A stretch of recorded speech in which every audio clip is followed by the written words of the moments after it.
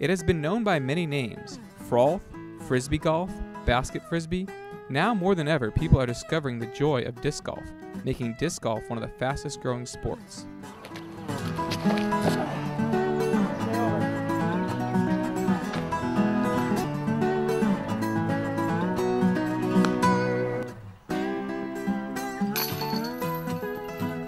The history of disc golf is connected to the history of frisbee. In fact, the man who invented the frisbee, Ed Headrick, is also the one credited with the invention of disc golf. Early versions of disc golf consisted of throwing a frisbee at light poles, trees, trash cans, pipes, or whatever else could be used. The game became more official in 1975 when Ed Headrick invented the modern disc golf basket. That same year, Headrick invented the first disc golf course. Before his death in 2002, Headrick invented over 300 courses. Today there are over 3,000 courses worldwide, and disc golf has evolved into a legitimate competitive sport.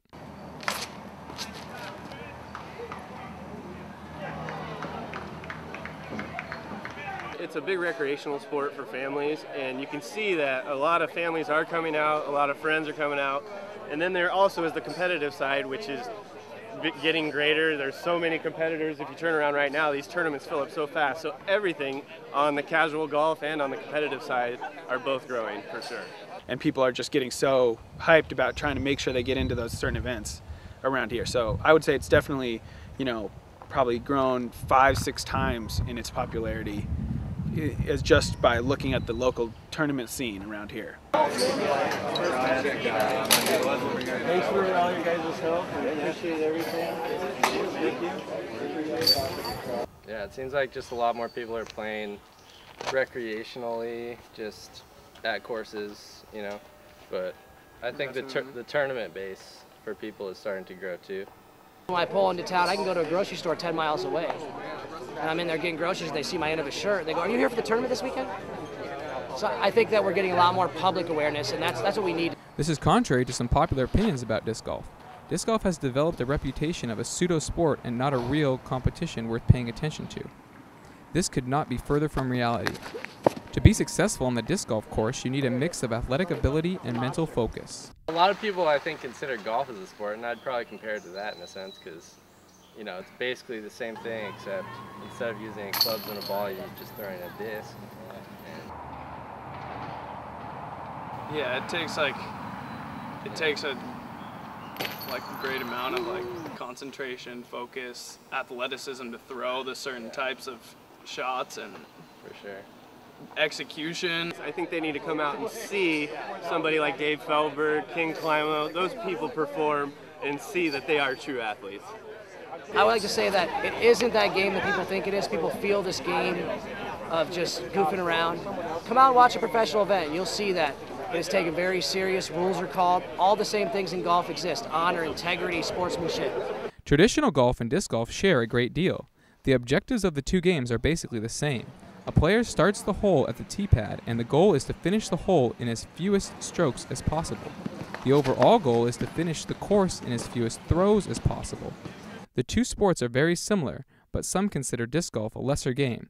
They do not consider disc golf to be real golf. Well, first things first, you said real golf, we say ball golf, because both golfs are real. So we say ball golf and we say disc golf. So we try to stop people right there whenever they say real golf versus disc golf. All of us will say ball golf and disc golf. So I basically, somebody who'd never heard of it before, I'd tell them that it's a lot more serious than they think it is. Some of our players are getting close to being as dedicated as Tiger Woods, I would say. Guys in disc golf now that are practicing really hard and practicing all the time, and it's their whole life. They're just driving around the country and they're insanely good.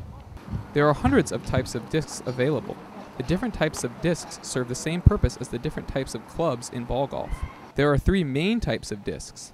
There are drivers, which can be characterized by their sharp edges and long flight patterns. There are putters. These discs are similar to the types that you would play catch with. Putters have dull edges and are designed to fly straight and slow compared to drivers. And then there are mid-range discs. These discs have a predictable flight pattern and can be used as drivers by beginning players. Mid-range discs are a good first disc to buy when starting out in disc golf. If you only can buy one and you just want to buy one, I'd make it a putter or a mid-range disc, something really neutral. You don't need to go for distance, you just want to go for control and just learn how a Frisbee flies, and you can have plenty of fun like that. So these are mid-range. These are my drivers. All different types, short range, long range, and these are my putters. The ceiling of what's possible to do with the disc is going to keep going up. Yeah! Now we have discs that are like clubs, and they all do something different. I mean, people can throw 600-foot shots that go over a hill, then roll, and then circle a basket. Or they can throw one over a hill, make it go left through a tunnel, and then skip up to the basket and go in. So, I mean, the abilities to do the different shaping of the shots, we have more shapes than real ball golf, as they would call it, or ball golf. Along with many types of discs, there are many types of throws. There are two main types of throws: forehand throw and a backhand throw.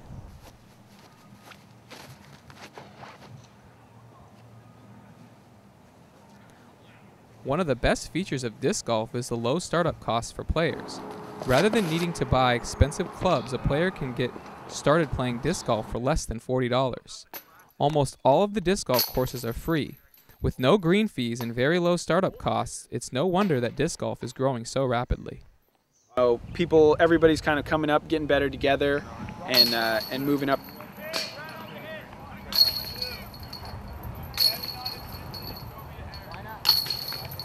Most people that play once come back for more.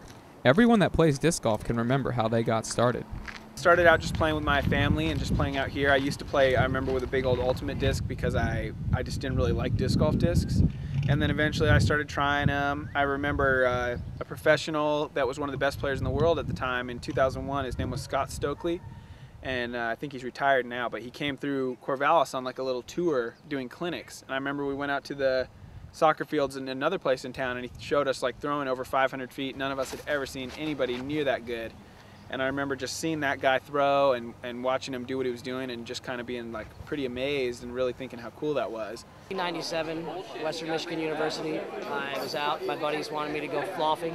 I didn't know what that meant. They told me to get in the car, and they took me out to the local course, and they took $2 off me. And then I practiced and practiced for a week, bought a disc, went back, challenged them, won $2 back. They freaked out. And so from that moment, I joined leagues and then started playing. I got started in a small 9-hole city park, going and getting a Frisbee at the market and learning from the local crew of players, you could call them. Yeah, that's pretty much the same thing. I just started in Eugene, just at Westmoreland. It's like a 9-hole course. Just bought some discs at the store, played against sports, and kind of learned just from the people playing the course. Disc golf has come a long way since the 1960s. This casual game has become a real sport. The future of disc golf seems to be bright. I think it's just going to keep growing I think it's picking up speed, and I think it's going to keep growing at the pace it's growing. I think, we've had a couple tournaments now that have been sponsored by like Coca-Cola just for small amounts, and I think we're just becoming more visible, to the big corporate sponsors that might be interested in being involved in the game, and that's where golf gets all its money. That's where every sport is picking up a lot of its money, is from advertising dollars. Keep going. I'll take it. I'd expect the purses to go up. I expect the talent pool to keep getting deeper as we get more people and more really good natural athletes choosing disc golf as their sport. Because right now, we're pros, but who knows? Who knows if Kobe Bryant had been disc golfing his whole life? Who knows how good he would be with all the natural athletic gifts that he has? So I think we're going to see more people like that. They're athletes. You know what I mean? They're not hobbyists who happen to be lucky enough to play Frisbee on the weekend. They're athletes. Instead of playing basketball 2 days a week, they go out to play disc golf. And I think that's where we need to get to.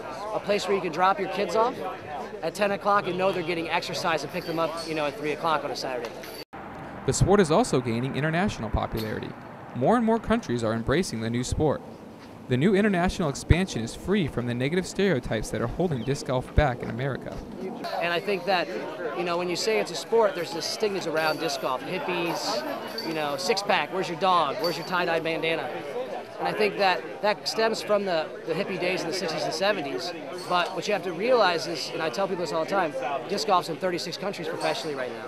And we're the only country really besides England who had this hippie craze in the 60s and 70s. So when I go to Asia or I head to Northern Europe, it's just a sport. People go out to play a sport and then they're there.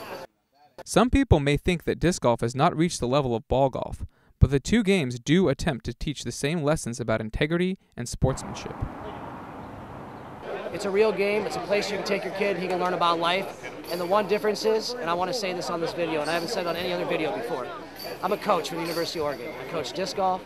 I play, I coach flag football. I teach classes, football, women's basketball. And I'll say that I love those sports. I grew up playing them, basketball, football, baseball. But what do they teach you?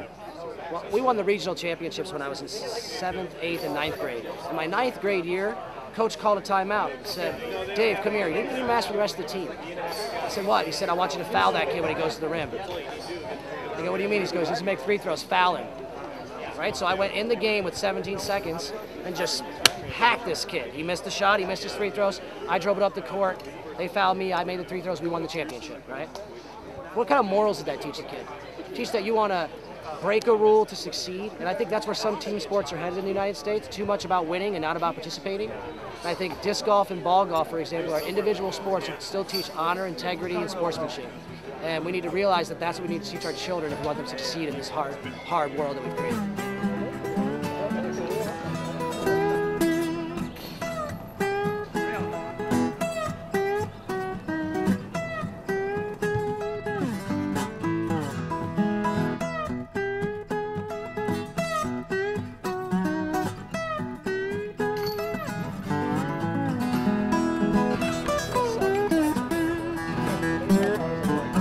As the sport of disc golf continues to grow and become more recognized, it will be able to shake the negative reputation that some people have associated with it.